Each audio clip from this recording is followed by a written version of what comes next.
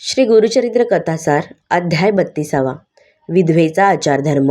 गोपीनाथाला जिवंत केले. श्री गणेशाय नमः. बृहस्पती अगस्त्य ऋषींच्या आश्रमात काशी येथे देवांना स्त्रीचे आचारधर्म सांगत होते. पतिव्रतेचे आचरण कसे असावे ते त्यांनी सांगितले. नंतर त्यांनी सहगमन न करता वैधव्यात राहणाऱ्या स्त्रियांनी कशी राहणी ठेवावी हे सांगितले. पती निवर्तला असता साध्वीने सहगमन करावे हे जरी असले तरी स्त्री गरोदर असली किंवा तिचे लहान मूल असले, स्तनपान करणारे मूल असले तर तिने सती जाऊ नये. विधवा स्त्रीने आपले जीवन संन्यासिनीचे आहे हे समजून केशवपण करावे. तिने एक वेळ भोजन करावे. एकच धान्य शिजवून तिने भोजन करावे. 3 दिवस उपास करणे व चतुर्थी दिनी भोजन करणे हे व्रत कोणी धरू शकतात. वृद्धत्व असण्यास एकान्न घेणे, केवळ दूध घेणे, फलाहार करणे किंवा शाकाहार घेणे योग्य आहे. तिने पलंगावर निजू नये, मंगलस्नान करू नये, देहमर्दन करू नये, गंध, सुगंध, तांबूल, फुले ही तिने वर्ज करावी. भगवान विष्णूची भक्ती करावी. त्यासाठी तीर्थयात्रा कराव्यात. सुवासिनी असताना आपल्याला ज्या वस्तू आवडत असत त्यांची ब्राह्मणांना दान द्यावे. वैशाख, कार्तिक व माघ मासातील व्रते करावीत. अनेक प्रकारची दाने द्यावीत. जलकुंभ, दीपाराधन, घृतदान, तिलदान, वैशाखात पाणपोई घालणे, शंकरावर अभिषेक करणे, ब्राह्मणाच्या घरी पाण्याचा पुरवठा करणे, छत्र पादत्राणे देणे, अतिथीचे पाय धुणे, भोजन देणे, कार्तिकात जव खावे, वांगी, मसूर, उडीद, सुरण तेल, मध ही वर्ज करावी. द्विदल धान्ये वर्ज करावी. पळसाच्या पानावर जेवावे. कांस्यपात्र वर्ज करावे. कांस्यपात्रात तूप दान द्यावे. भूमिशयन व्रत करून मंचक दान द्यावा. दूध दही दान द्यावे. ऐपत असेल तर धेनू दान करावी. निरनिराळी पक्वाने दान द्यावी. दीपदान फार श्रेष्ठ आहे, ते द्यावे. विष्णूंची जीवांची षोडोपचारे पूजा करावी. रुद्राभिषेक करावा. चोळी घालू नये. पांढरे वस्त्र नेसावे. पुत्र असेल तर पुत्राच्या आज्ञेत वागावे. व्रती विधवा पुण्यकृत्ये करून दिवंगत पतीला नरकापासून वाचवते. बृहस्पतींनी या प्रकारे अगस्त्य आश्रमात देवांना कथन केलेले स्त्री आचरण मुनींनी त्या स्त्रीला सांगितले व म्हटले, तुला दोन्ही मार्ग सांगितले. तुला जो मार्ग अनुसरावा असे वाटत असेल तो स्वीकार. दोन्हीत पुण्य सारखेच आहे. ती स्त्री म्हणाली, मी तरुण आहे, त्यामुळे लोकापवाद येईल. त्यापेक्षा सहगमन करणेच मला योग्य वाटते. त्यावेळी तिने त्या मुनींच्या पाया पडून अभय मागितले असता त्यांनी उपदेश केला की तुम्ही पतींना घेऊन आता संगमावर जा. तुम्ही फार दुरून आला आहात. गुरूंची भेट घ्यावी व पतीला आरोग्य प्राप्त व्हावे हा तुमचा मूळ हेतू होता. पण विधिविलिखित काही चुकत नाही. हरिश्चंद्राच्या डोंब्याच्या घरी पाणी भरावे लागले. दीर्घायुषी रावणाला श्रीलंकेतील राक्षसांसह नाश झाला. भीष्मांचे पतन, परीक्षितांना सर्पदंश होऊन मरण येणे या गोष्टीवरून हे दिसते की मनुष्याला विधिलिखित पुसून टाकता येत नाही, पण गुरुची कृपा झाली तर काळासही जिंकता येते. तुम्ही आता गुरूंच्या दर्शनाला जा. पतीला बरोबर घ्या. मी देतो ते भस्म व रुद्राक्ष पतीच्या देहावर सांगतो त्याप्रमाणे लावा व बांधा. गुरुदर्शनाला जाल तेव्हा रुद्रपठण करणाऱ्या ब्राह्मणांकडून अभिषेकाचे तीर्थ घ्या व प्रेतावर प्रोक्षण करा. सुवासिनींना वाणे द्यावीत. ब्राह्मणांना दाने द्यावीत. मग तुम्ही गुरूंची आज्ञा घ्या व सहगमन करा. असे सांगून ते मुनी निघून गेले. नंतर त्या पतिव्रतेचे चांगले विप्र बोलवावे. पतीच्या प्रेताला प्रायश्चित्त देवविले. योग्य ते संस्कार केले. स्वतः स्नान केले. पितांबर परिधान करून सर्व अलंकार धारण केले आणि हळदी कुंकू लावले. मग विप्रांनी प्रेत नीट बांधून गंगेजवळ नेले. ती पतिव्रता हातात अग्नी घेऊन प्रेताजवळ गेली.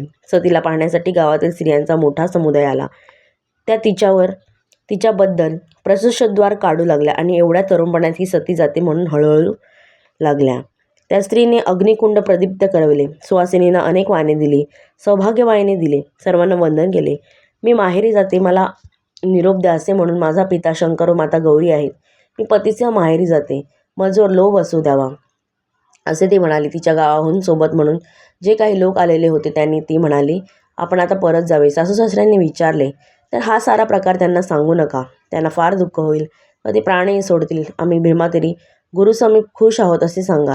तेथे गुरुदर्शन घेतल्यावर माझ्या पतीची प्रकृती सुधारली असे त्यांना सांगा. माझ्या मातापित्रांनाही तुम्ही असेच सांगा. असे सांगून ती अग्निकुंडाजवळ गेली. तोच तिला मुनींनी सांगितलेली सूचना आठवली. त्याप्रमाणे तिने पतीच्या कानावर व गळ्यात रुद्राक्ष बांधली. श्रीगुरूंचे दर्शन घेण्यास त्या मुनींनी सांगितले होते म्हणून ती संगमावर त्यांच्या दर्शनासाठी गेली. बरोबर अनेक लोकांचा समुदाय गेला. जाताना ती गुरूंची स्तुती व स्वतःची दुःखद कहाणी स्वगत रीतीने म्हणत गेली. जेव्हा ती लोकांसह संगमास्थानापर्यंत पोहोचली तेव्हा त्या अश्वस्थ वृक्षाखाली श्रीगुरू बसलेले तिला दिसले. तत्काळ तिने त्यांना वंदन केले. श्री गुरूंनी तिला आशीर्वाद दिला, अखंड सौभाग्यवती भव. तिने पुन्हा नमस्कार केला तेव्हा त्यांनी आणखी आशीर्वाद दिला, अष्टपुत्र सौभाग्यवती भव. ते आशीर्वाद ऐकून लोक हसू लागले व गुरूंना ते म्हणाले, ही साध्वी तिचा पती मरण पावला म्हणून सती जाण्यास निघाले आहे. तत्पूर्वी तुमचे दर्शन घ्यावे म्हणून ते तुमच्या पायाशी आले आहे. तुमचा आशीर्वाद घेऊन ती पतीसह अग्नीत प्रवेश करणार आहे. त्या लोकांचे बोलणे ऐकून श्री गुरु म्हणाले, हे कसे शक्य आहे? त्यांचे सौभाग्य स्थिर आहे. ते प्रेत माझ्याजवळ आणा पाहू. मी जे वाक्य बोललो तो आशीर्वाद दिला तो खोटा होणार नाही. मनात संशय धरू नका. लोकांना आश्चर्य वाटले. ते प्रेत आणण्यासाठी धावतच गेले. प्रेत श्रीगुरूंच्या सन्मुख ठेवले. त्यांनी चरणतीर्थ लोकांना दिले व प्रेतावर प्रोक्षण करण्यास सांगितले. ते म्हणाले, याचे दोरे बंधने सर्व सोडा, त्याचे वस्त्र काढून ठेवा. लोकांनी त्याप्रमाणे केले व ते तीर्थ प्रोक्षण केले. तेव्हा महद्वाश्चर्य घडून आले. तो तिचा पती झोपेतून जागा झाल्यासारखा उठून बसला व अंगाला आळोखे पिळोखे देऊ लागला.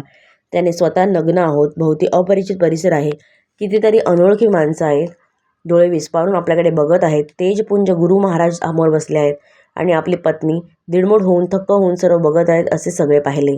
त्याने तत्काळ वस्त्रे अंगावर ओढून घेतली. त्याने प्रथम आपल्या स्त्रीला विचारले, मी कुठे आहे? असा कसा? हे यतीश्वर कोण आहेत? हे एवढे लोक का जमले आहेत? तेव्हा तिने सर्व हकीकत त्यांना सांगितली. मग ते दोघेजण गुरूंच्या चरणी दंडवत घालून त्यांची स्तुती करू लागले. त्यावर श्रीगुरू त्यांना म्हणाले, आता तुम्हाला आश्वासन दिले आहे. तुम्ही सुखाने संसार करा. तुम्ही धनसंपन्न व्हाल. सुलक्षणी 8 पुत्र तुम्हाला होतील.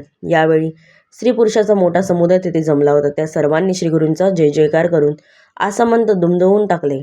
ते गुरूंची वारंवार स्तुती करू लागले. त्यांना निरंजनांनी आरती ओवाळू लागले. त्यातील एक विप्र मोठे शंकेखोर व चौकस होते. त्यांनी श्रीगुरूंना म्हटले, स्वामी, वेदशास्त्रे पुराणे सर्व सांगतात की विधिलिखित पुसून टाकता येत नाही. हा मनुष्य दिवसा मृत्यू पावला आहे. अपमृत्यू, अपघाती मृत्यू हा नाही. असे असून हा पुन्हा जिवंत कसं झाला? याचे रहस्य कळेल तर आमच्या मनाचे समाधान होईल. त्यावर श्रीगुरूंनी हसून म्हटले, नीट सांगतो ते ऐका. या मनुष्याला जो पुढचा जन्म येणार आहे त्यातील काही वर्ष आयुष्य या जन्मी मिळावे असे मी ब्रह्मदेवानं कर्मदेवांना प्रार्थना करून मागितले आहे.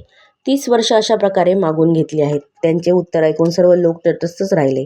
विधिलिखित बदलण्याचे गुरूंचे सामर्थ्य पाहून लोक फारच आश्चर्य करू लागले. नंतर ते गुरूंना वारंवार वंदन करून गावात घरोघरी गेले. त्या दाम्पत्याने पुनश्च गुरुवंदना करून संगम तीर्थात स्नान केले व दोघांनी गुरूंची पूजा केली. नंतर पुष्कळ द्रव्य खर्च करून त्यांनी त्याचे दान धर्म केला. श्रीगुरू त्या सायंकाळी मठात परत आले तरी पुष्कळ भक्त तिथेही जाऊन वारंवार श्रीगुरूंची स्तुतिस्तोत्रे म्हणत आरती करत होते. सिद्ध नामधारकांना म्हणाले, आता पुढे मोठी रंजक कथा आहे, ती ऐका. 32वा अध्याय समाप्त. श्री गुरुदेव दत्त. जर तुम्हाला असेच संपूर्ण अध्याय ऐकायचे असतील तर आत्ताच चॅनलला लाईक आणि सबस्क्राईब करायला विसरू नका. आणि मागील अध्याय ऐकायचे असतील तरीही आपल्या चॅनलवरती सर्व मराठीमध्ये उपलब्ध आहेत. श्री गुरुदेव दत्त. धन्यवाद.